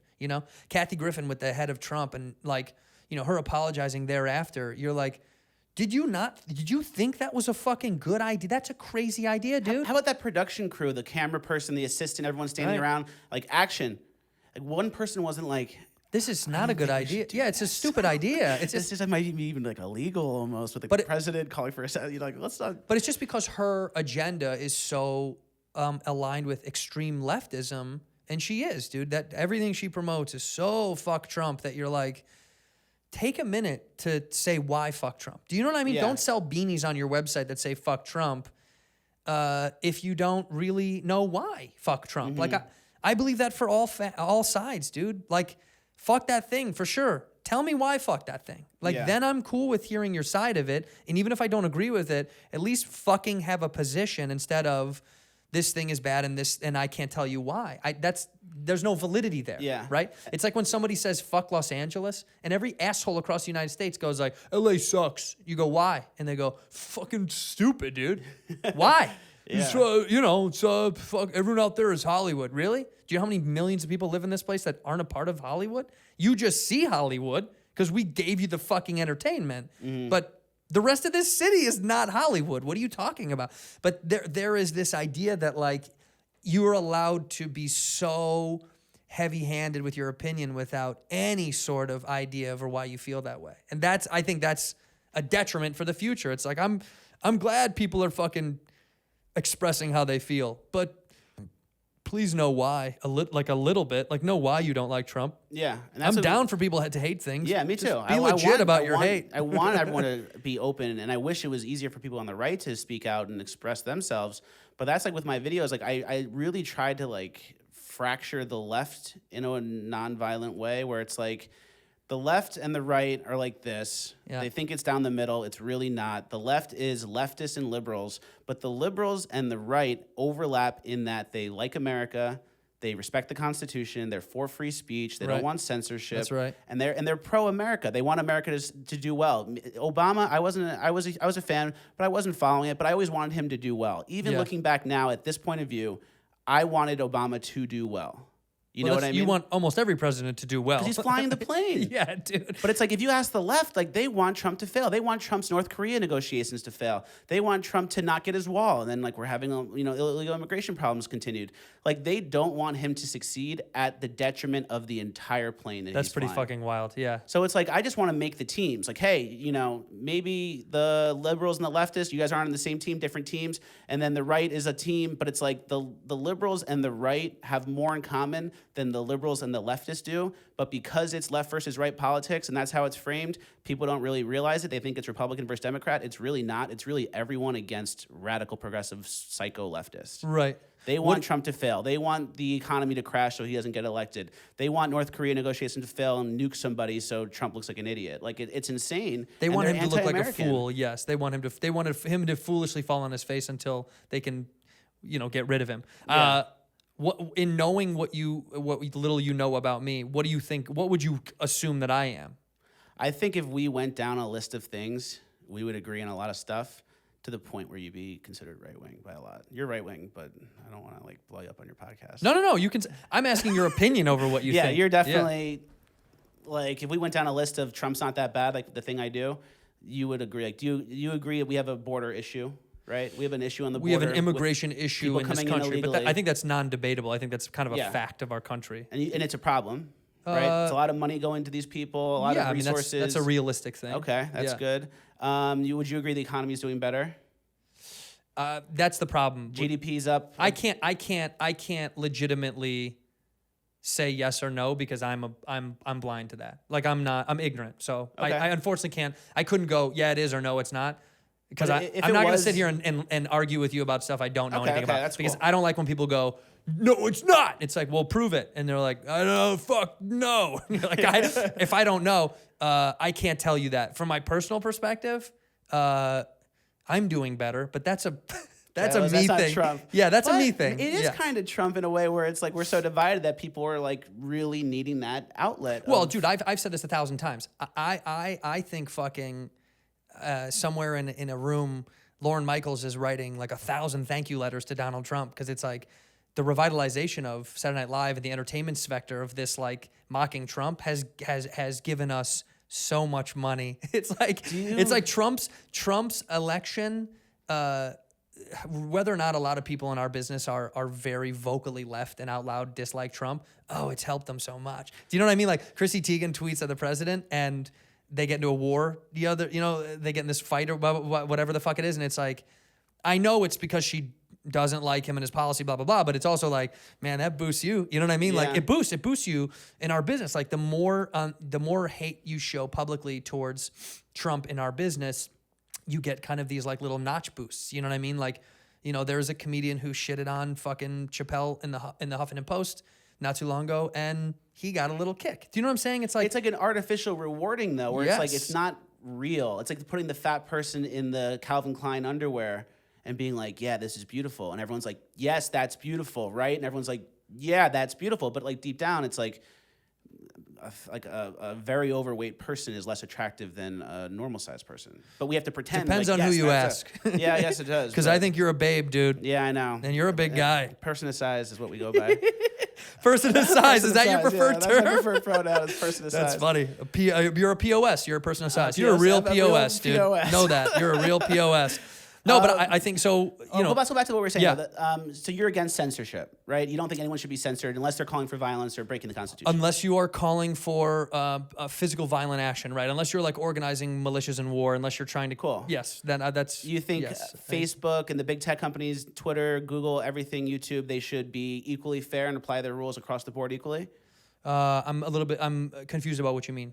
Like, there's some people on the left that get censored, but the right is getting censored, and it's easier to get flagged as like a hate channel or like. Right, my buddy Andrew Schultz got a thing called shadow ban. Do you know what that is? Of course. Shadow ban is a big It's easier thing. to get shadow ban on the right if you include controversial things like MAGA, build the wall, lock her up. Even for if you Hillary. talk about it, If right. you're doing like those hashtags, you'll get shadow banned, even though the shadow ban isn't like fuck this group of people or kill this group of people. You're just talking You're about just the talking about groups. like, and that's like MAGA stuff, like hashtag build the wall. It's like that became like a hate thing and associated with certain groups. Now you're getting shadow banned. The left doesn't really have that. I don't really know too many situations where people on the left are getting censored or shadow banned. So it's like you're against that. You want people to be equally treated across the board. Yeah, I their think the rules rules should equally. always apply to everybody. I don't think there should be like a loophole that you get away with something that I can't get away with. You know what I mean? Yeah. I think we should be judged on an equal plane if that's the fucking rules of the thing that we've I agreed totally upon. agree. I Yeah. totally agree. And a lot of times these tech companies, there's just a few people inside that just like take a channel and go boop, boop, boop. Yeah. And now that channel's fucked for a while. Well, to be fair, to play devil's advocate, even though of course I think that's fucked up, as an intelligent human, I know, well, that's agenda, that's corporate agenda, right? So I'm being if I'm a part of a platform like YouTube or Vimeo or whatever, if I'm using their services, I am aware, I'm alive enough to know, well, they've got their fucking agenda too. And if I don't align with their agenda and at some point they want to push me out because they don't agree with one thing I've said or someone I've interviewed, then that's the way it goes. Do I agree with it? No, but I do know that happens. I'm not stupid enough to think that it doesn't, right? It's like saying, you know, it's my problem with fucking. Again, I'm not in support of that. I think that's fucked up. But I also am not a moron. Like I know what goes on in the real world. Like I know how people fucking organize the way that they can promote things. I know how, you know, Nike cries for Kaepernick ads, and then they still have slave labor. You know, you're like, oh, you're really. Everyone has their secret agenda, regardless. So. That's my point is this is such a grand thing to talk about. It's hard to get down to the micro because every major corporation has a bigger agenda than we could even attach ourselves to. So when this stuff does happen, it's almost like it's our goal, it's our job to talk shit about it, to bring awareness to it, to be like, do you guys know that they're doing this? Like my boy Schultz pushed it around the internet constantly. I'm being shadow banned. Then Whitney Cummings. I'm being shadow banned. Whitney Cummings is like a pretty out loud, I would say left-leaning, but very fair political criticizer, right? Like she shits on, pretty much she's very good at shitting on everyone, but is a little bit more left-leaning traditionally. She got shadow banned, you know, and she was talking about it heavily on Twitter. What happened 3 days later? Boop, she's at the top again of Instagram. It's just like, I know that they're doing that. I'm not going to pretend that that's not happening, but I just don't know. I don't know how to fix it. I don't know how to control it. How could you control that? Making our own platforms? Yeah, it's Good luck. really it's impossible. Well, so that's why this is important. That's why it's not like they're a private company; they can do whatever they want. It almost has to be seen as like a human right to have social media. It sounds crazy, but that's the new public square. But it doesn't sound crazy because it's just another a way to have your voice, right? Exactly. So I should be free to have my voice to talk to somebody about anything. I should be able to fucking talk to you about things we agree on, things we disagree on, and have a public way to have that be consumed, whether or not you want to listen to it or not. Well, you don't have to. No one's fucking putting on headphones for you every day and be like, you have to listen to Fleccas. Exactly. And it's like, I think that's my issues with this idea of getting rid of certain kinds of speech. You know, Canada with this whole, you get arrested for hate speech or whatever the fuck it is. It's like, that's the most absurdist nonsense bullshit. And I'm glad to be a fucking American because you're like, you can't tell me what I can't say. Unless, of course, I'm saying murder Fleccas. You know what I mean? If I'm sitting on my YouTube page being like, I want people to organize and go kill. Well, yeah, dude. Then that's fucking absurd. But if I'm saying, oh, I fucking don't like Fleccas and I hate this thing about him and I disagree with him, that's a legal right that you should be able to do that. Everyone should have that ability. And it scares me to think that that's somewhat secretly in jeopardy. That scares me, that I'm like, you're telling me I'm not allowed to think and feel my organic feelings? Like, you know, I said this before. This goes back to the fucking Louis C.K. thing, and I don't want to go over it to the 1000th time, but like people hate what he said in that leaked set. And it's like, you can hate Louis C.K. because of what happened, whether or not you actually know the real story or not. That's fine. You can hate him. You're allowed to dislike people because of whatever. You know, you could be like, I don't like Marshawn Lynch because of blah, blah, blah. So I don't like him as a football player. It's like, your choice, dude, whatever. But to say that he cannot, like, to shut him, like, be like, we can't have this kind of person saying these things. It's like, well, he's just saying a joke that you don't like. He's not violating human right laws. He's not taking away something from you. He's just saying some shit that you don't agree with. It's not funny. Okay, well, it's not funny to you then. That's just the end of it for me. You have to be able to do and say things that are your way of thinking and being and acting, and we have to be okay with it. America is okay with the KKK having rallies. I mean, I'm not saying they're cool with it, but America's okay with people legally having rallies and protesting, right? Yeah. We are. That's something that we That's go. a good thing to be able, no matter what your views are. And even though I fucking loathe the KKK, I think they're pieces of shit human beings. I think they're fucking. If they want to have their little group get-togethers, that's their legal right to get their group get-togethers. Until they push those boundaries of like, let's go XYZ together. Yeah. Right. When you start doing that shit, but if you want to be a fucking ignorant, racist moron, sadly, you have the unfortunate right to do so. I think you're a piece of shit. You'll have 10 times as many people there opposing them, which is great too. Yeah, you should, and that should be legal too. You should protest the fucking shit out of them. That's the free market of like, where does this town stand on KKK? You have 13 guys in a park, and you have 1,300 people over here saying, "Get the fuck out of here! You're not welcome." And that's a good thing. Good. Yeah, that's good. That's the balance of America. But I think that like there is such an agenda on the politics side. On the media side, everything is kind of left leaning, where it's like Alex Jones or Gavin McInnes or Milo get kicked off of all these platforms. Like Alex Jones gets kicked off of a platform for saying some things a few years ago. But it's like, what about Rachel Maddow, who's been saying that Russia and Trump colluded in 2016 and divided the whole country for years, every day talking about that? What about the wars the media has gotten the public like okay with and involved in? Like they don't have any, There's no check down. There's no There's no check down. Right, hey, right. Rachel Maddow, you said Trump was a Russian agent for 2 years and it was wrong. You're off the air. But Alex Jones says something that's, taken out of context, but also not good. But let's be fair. He's done. Alex is wild. Alex is wild, but Alex He's is wild about a wild. lot of stuff. I know. He's bonkers, bro. Like that motherfucker. He is a comedy. He's brilliantly He entertaining. is a comedy. He's so funny. So annoying. He is a comedy enigma. He's a weirdo, psycho. And he says it. He's like, I'm fucking crazy, man. I'm fucking out of my fucking mind. I'm not gonna lie, kind of retarded. Yeah, he's out of his fucking mind, dude. That dude's out of his fucking mind. But anyway, But he was right about. But I know what Planned you're Parenthood saying. selling the I baby know. body parts that came out this week. He said that 5 years ago. Well, he said a lot of crazy things that people hate to admit. Like he talked about the Frogs turning gay. the frogs, the sheep. No, he talked about the YouTube, the president of YouTube. They have that audio of or one of the, I think it's YouTube, that had said that they wanted to shut down Ben Shapiro. It was this private leaked audio, and she was like, "Oh, you locked down Alex Jones," and she was like, "Yeah, we'd love to take down Ben Shapiro," and she's like, "I know, I hate that piece of shit, but like he doesn't violate, And it's crazy to hear that because you're like, yeah, again, like we talked about, there are sub-agendas to every major corporation. I don't care who it is. I don't care what it is. They all have their own little agendas for business and progress and also for political alignment. Would you agree that they're mostly 9 out of 10, more maybe 99 out of 100 are left-leaning or lean to the political left? I can't name one corporation that does that for the right, and it's not even Fox News.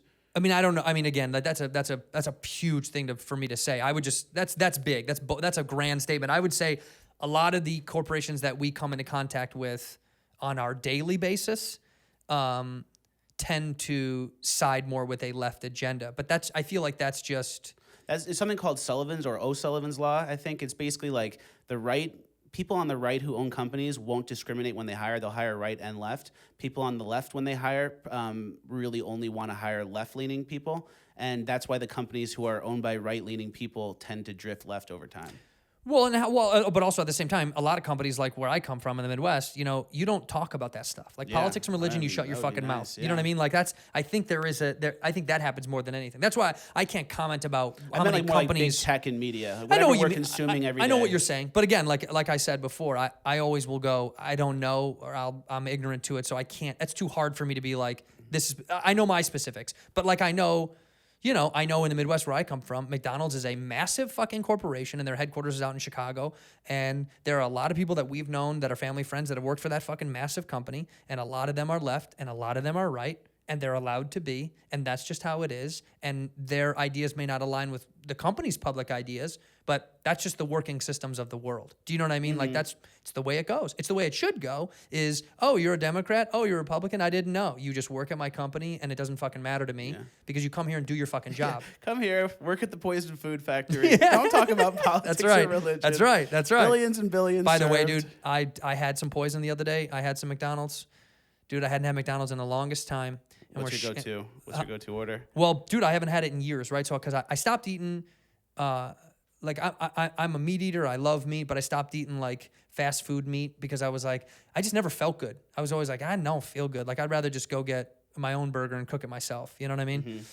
And it would make me feel like shit for real. And also because I would fucking order 50 things. You know what I mean? It's not just one burger. I'm having nuggets. I'm having burgers. I'm having a shake. I'm having, like, I don't stop. It's not like, and then that's the problem I feel like with fast food truly for me is like, I can't, it's not like I'm like, fast food is bad. No one should have it. It's like, whatever, dude, everything. Breathing in Los Angeles air is fucking probably just as bad. But, you know, my problem is I want all of it. But my go-to for years was I'd get a Big Mac, large fry, nuggets, and Coke. Because Coke from McDonald's is drugs. It's heroin. It's sex. It's everything that you ever thought was going to be delicious is the Coke from there. So, yeah, Big Mac, nuggets, fries, and a Coke is my, like... That's my exact thing too, but it's Diet Coke, believe it or not. Diet Coke. Some people just like the flavor I like the more. flavor, and it hurts my teeth when I do this too much sugar. Yeah. I just love a good old-fashioned It's not a Coke. health-conscious decision by me. No, who fucking cares? Whatever. But I have been ordering a lot of nuggets lately, and You're a Nugget King, huh? I'm a Nugget King, Big Mac guy. I actually had a Big Mac on the. I drove from Tulsa to LA a couple months ago, and I had. That's where McDonald's happens on road trips, by the way. Exactly. And I had a Big Mac, and they forgot to put the cheese on it, and it kind of just like ruined every Big Mac going forward for some reason. So mad. I'd burn that McDonald's to the ground. Yeah, But I'll have the poison once in a while. I mean, who cares? Dude, I had Big Mac with bacon. I never had it with bacon, and I was like, oh shit, this is like top-notch shit. I felt so fucking good, dude. I unbuttoned my pants. I was sitting in this room. I had missed the dinner that they had on set, and everybody was like, how good was that fucking McDonald's? I'm like, you know exactly how good it was. It's as good as it's always going to be, man. Yeah. It's the same when I was a kid as it is now. It feels fucking... I hate when people are like, I don't eat fast food. It's trash. You're like, all right, don't make me feel bad for liking some shit once in a while. I don't fucking talk shit about the things that you do. I don't shit on people that don't eat meat or eat gluten or whatever the trend is. It's like, you do you. I'm still allowed to do whatever the fuck I want. You know, like, let me still eat my little shit meal once in a while. That's why we're America. We can eat our shit meal and have good conversation about fucking nonsense, you know? Yeah. At the end of the day, what do you think, what's a good summation of what you think would fix tensions? What would help hardcore lovers and haters of Trump gain a little bit more ground? Trump's not that bad.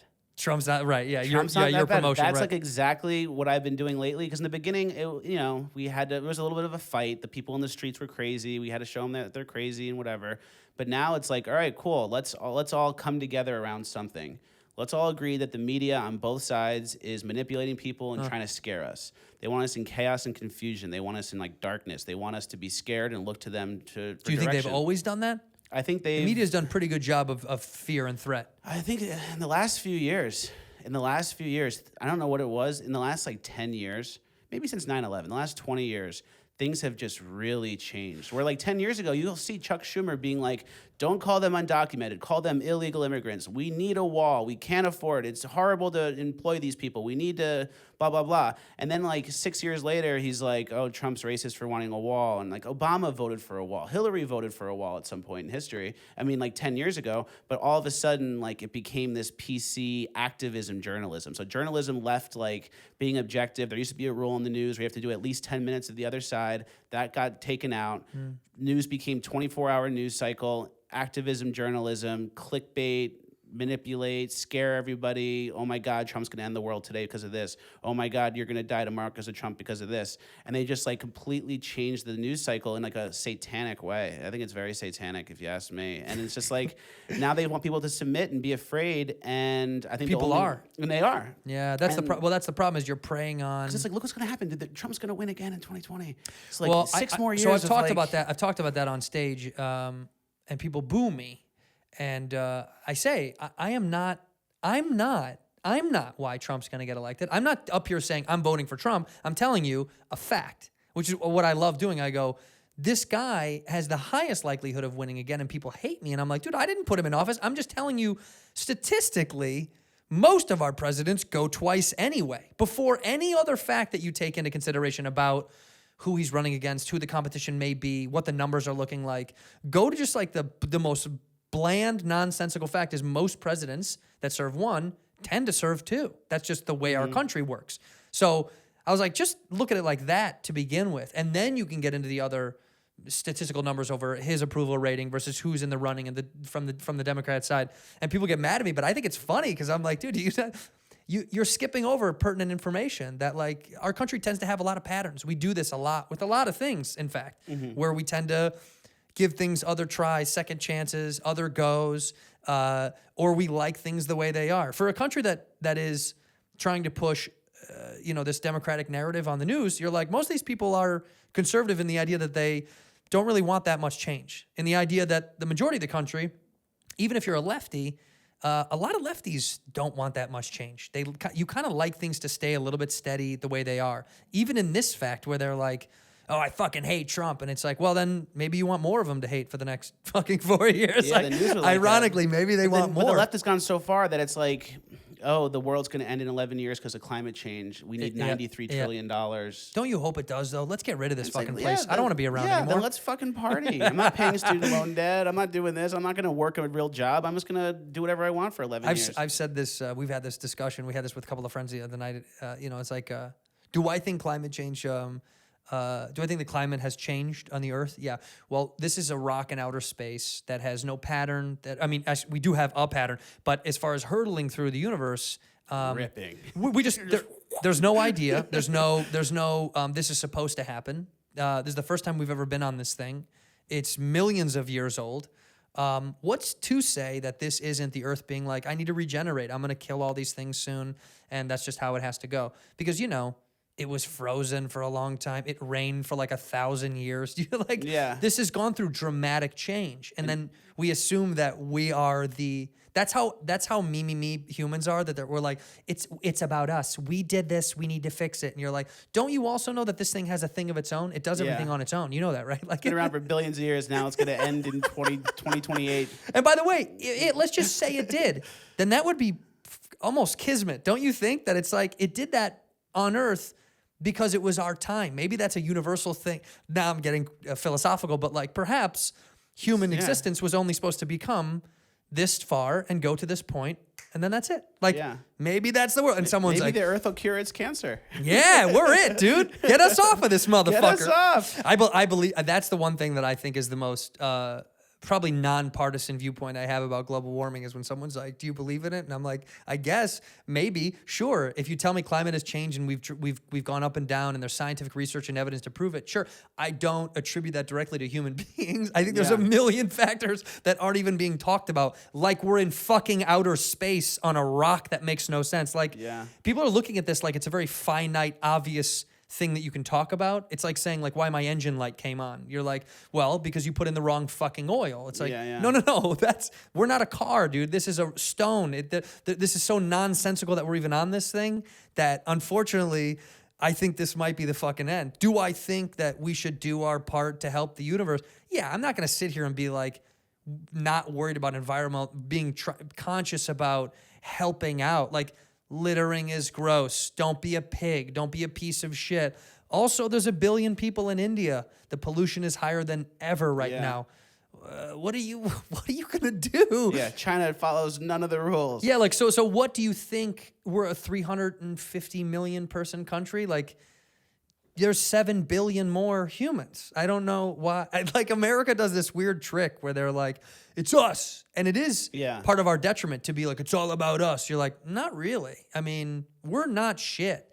The globe is huge. I don't know what you want me to tell you, but like, we're not going to be the catalyst for like everything solving itself. I just don't buy that. Like, you can tell me that we can be better as humans in our consumption, in our exposition, in everything. Yeah. Okay. Cool. I'm down to like improve life. I think that's human to be like, let me be a better person. Let me be nicer to people. Let me be more conscious, more thoughtful. Let me obtain more information. Yeah, do all these things. Let me be better as a thing. But also, don't fucking yell at me outside of Trader Joe's because I'm using plastic. Like, cut it the fuck out. What are you out of your fucking mind? Like, exactly. The plastic bag being illegal, that's like a perfect example of it, where it's like, oh yeah, let's make the plastic bags illegal because we want to save the planet. Okay, cool. Now all the homeless people take dumps on the street because they used to dump in the plastic bags. That's so funny. And now it's like, give them the shit bags, dude. Give them shit bags. Meanwhile, I have friends that don't even pick up their dog poop. You know, and you know who the fuck you are. I'm so mad. We've had this discussion. Multiple friends of mine are like, I don't do it. I'm like, really? You're a fucking asshole. And they're like, why? It's fertilizer. I'm like, yeah, but I'm gonna step in it. Like I'm bound to step in that shit. Now I have poop on my shoe that goes in my car, that goes in my house. I stepped in human shit in downtown. I used to live in Skid Row area. You did. And I stepped in human shit in Jordans. I just threw them away. It was like, fuck it. Yeah, I had to. I had to. I can't clean these, dude. I was like, I'll never recover from this. Yeah, poop is permanent. What do I do? Like go like into like a sink in my kitchen and start like. No, you know what's so funny? I had trash. shit on my shoes, and they were my favorite new running shoes, and I bought a toothbrush, bought like a 99-cent toothbrush at CVS, and I went out to the hose, and I was hosing my shoe, and I was like toothbrushing shit out of my fucking shoe, and at some point my feelings were hurt so bad by doing this that I was like, this is ridiculous. Like this is so dumb that I'm poop cleaning. I'm never gonna get all the poop out of the crevices. There's just poop layered in the fucking all like the. And every time you look at the shoe, so I gave him to my friend. I gave him to my buddy. Give him away. I gave him my shit shoes. I'm not gonna throw them away. I gave them away.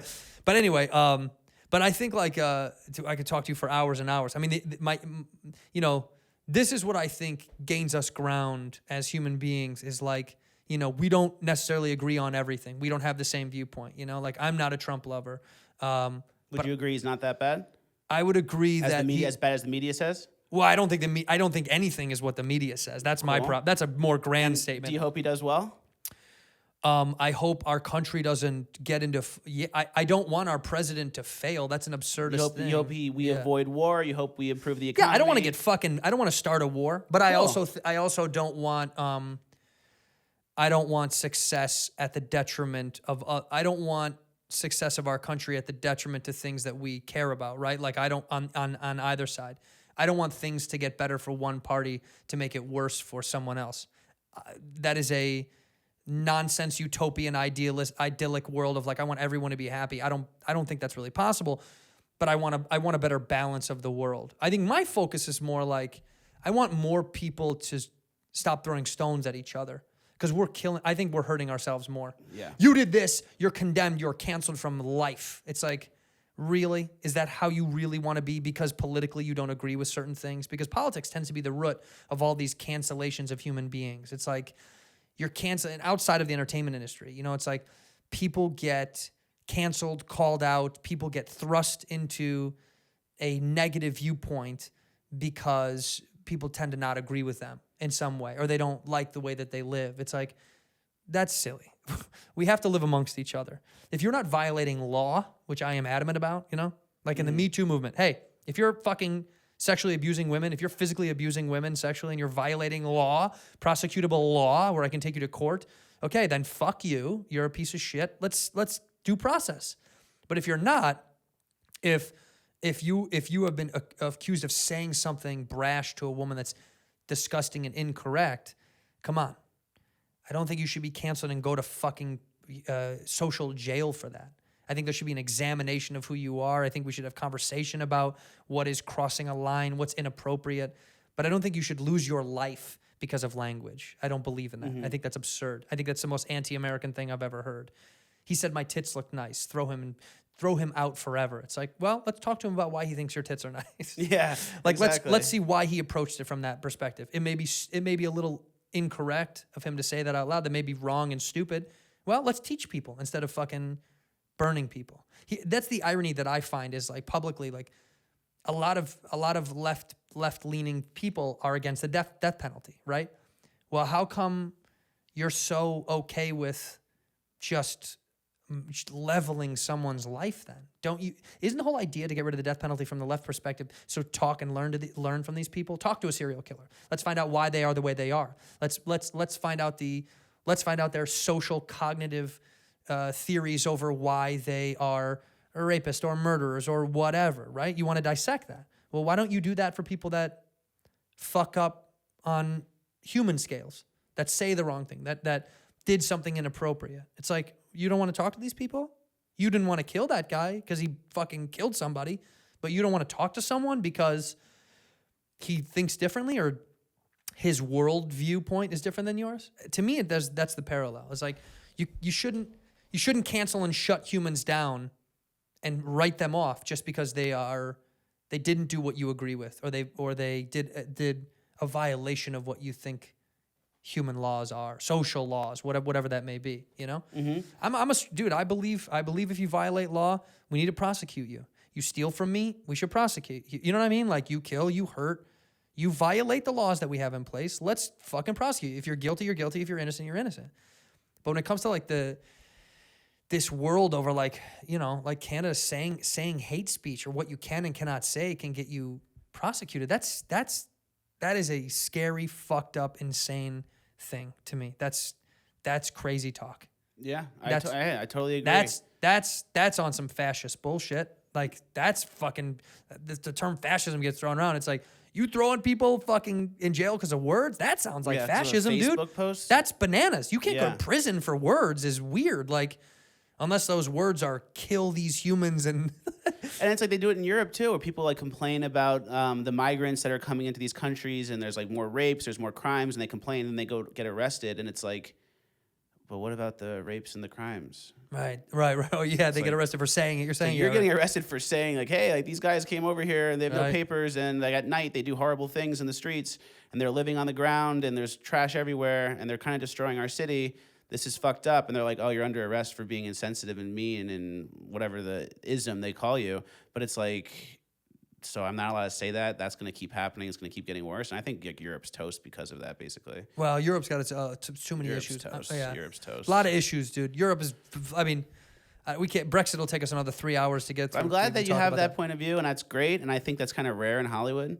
I think people are kind of more into the cancel stuff. Well, I think you'd find it more in the comedic universe, like in comedians and people that our job is to talk for a living and speak our mind for a living. It's like, you know, I think there's a lot more people that align with this belief system, and more of us are more vocally adamant about it now. To be like, no, I mean, I'm being a little fucking heavy-headed, but I think it's just logic. At some point, you're like, this is logic, dude. It's not. This isn't that dynamic.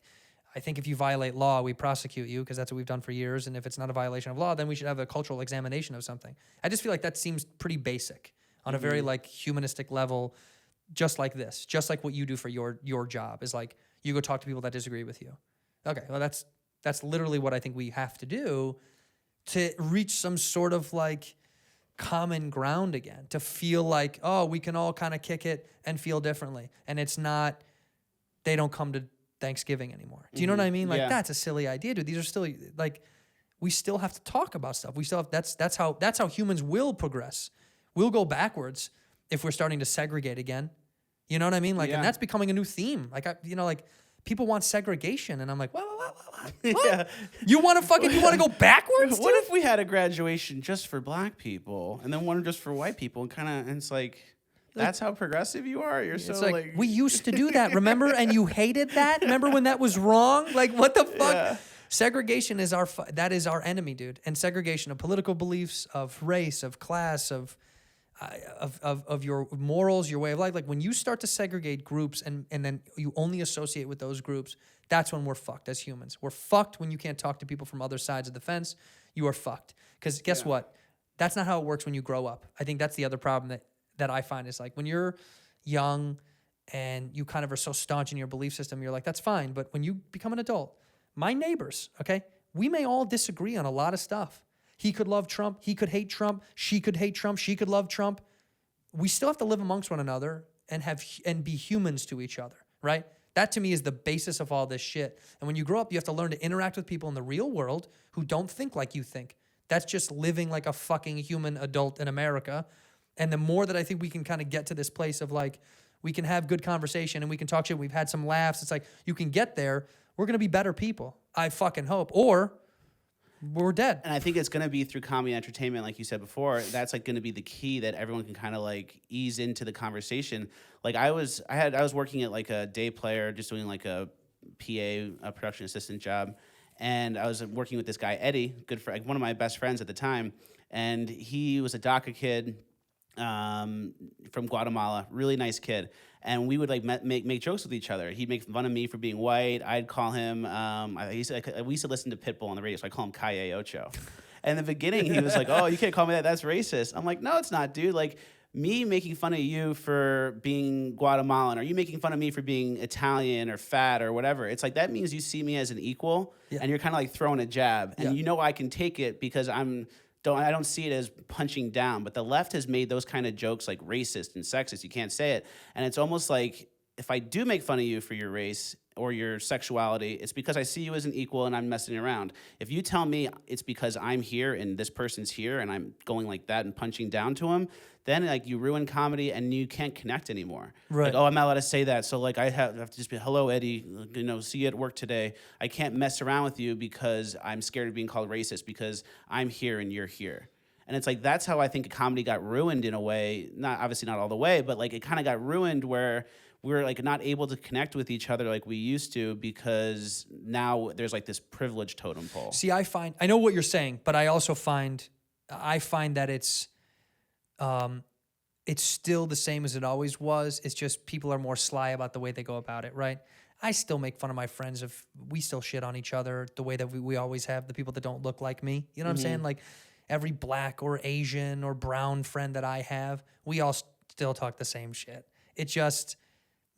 you're quieter about it. You know what I mean? Like, that's just the truth. I think the entire country still jokes the same way they've always joked. I just think people are it's more inside of your house than it used to be. You know what I mean? And again, I'm not talking about ignorant, bad, shitty, racist jokes. Yeah. I'm talking friends being friends, because I don't think comedy is at risk of dying. It will only get stronger as times get more. Listen, dude, as times get worse, comedy always gets stronger. That's literally how it works. You know what I mean? Ask the baby boomers about what their parents lived through. You know, when we came home from war, when America is victorious, it's this time of like flash and entertainment and song and everyone's excited. But when there isn't a lot of like internal struggle in the United States, comedy tends to have this weird lull. When we start to go through major social problems, comedy booms, baby. You know what I mean? Like the revolution of comedy always happens when America is up against the wall. So oddly enough, for what it's worth, like I love it when there's a lot of problems in America because I got something to joke about. You know, like we have something to talk shit about. I get someone to fuck with, you know? Yeah. If everything is happy-go-lucky, comedy doesn't exist. And I think the beauty of comedy is like we get to shit on how fucking insane this is. Yeah. I would dread living in a perfect world. Yeah. That's Nothing would be funny anymore, dude. You'd be fucking boring as shit. There'd be nothing for us to hold on to. There's something beautiful about combative sides of our world. Like it's nice that we don't all agree. That's what's funny about comedy. It's funny when I go to Japan and they laugh at me and they point because orange is really rare.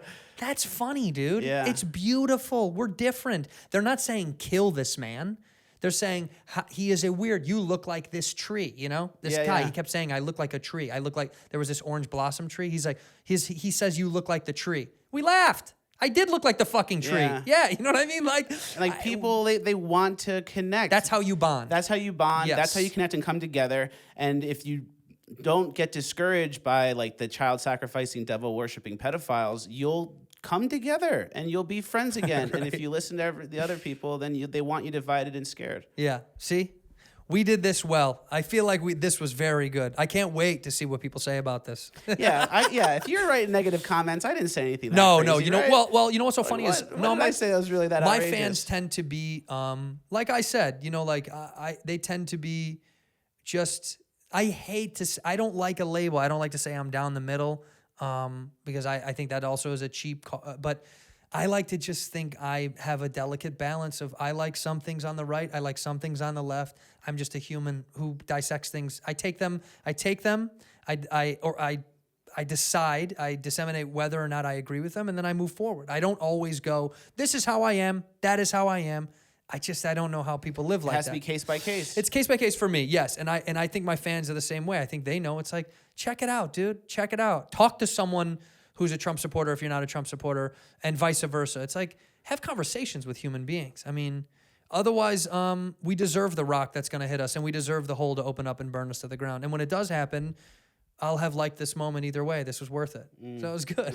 Dark. Let's burn this motherfucker. Yeah. Fuck it. I'll think of you before I die. Right before I die. Fleccas will be the last guy that I think of, because we have to We have to keep moving, baby. Otherwise, what is this for? Who gives a shit, you know?